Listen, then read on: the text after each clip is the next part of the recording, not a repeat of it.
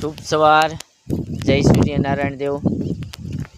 મિત્રો આપણે સવારમાં ખેતરના શેઢે આવી ગયા છીએ, આપણા ફાર્મના શેઢે।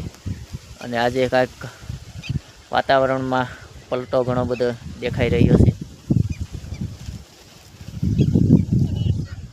અને આપણે નિત્ય સવારમાં એક કાર્ય કરી રહ્યા છીએ, તે પક્ષીઓના કુંડા।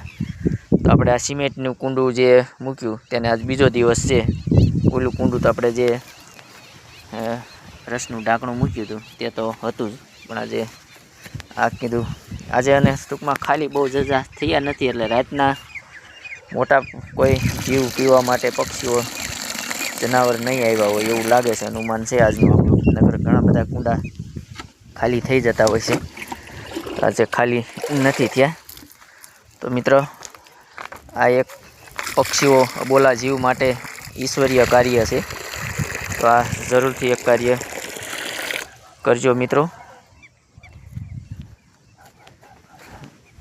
આમાં કાંઈ ઝાઝી મહેનત નથી, ખર્ચ નથી, એક નાનું એવું કાર્ય છે। હાલતા ચાલતા આપણે આ કાર્ય કરી શકીએ। તો મિત્રો અમે અમારા પ્રાકૃતિક ફાર્મના શેઢે જ કુંડા મૂકેલા છે, ઘરે પણ 3 કુંડા મૂકેલા છે।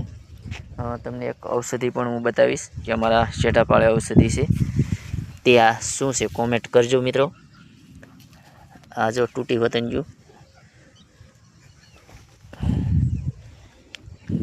હિંગળાજ કૃપા પ્રાકૃતિક ફાર્મ હિતેશભાઈ મેણિયા વડાળી। મિત્રો આ વિડીયોને લાઇક, શેર અને સબસ્ક્રાઈબર જરૂરથી કરજો।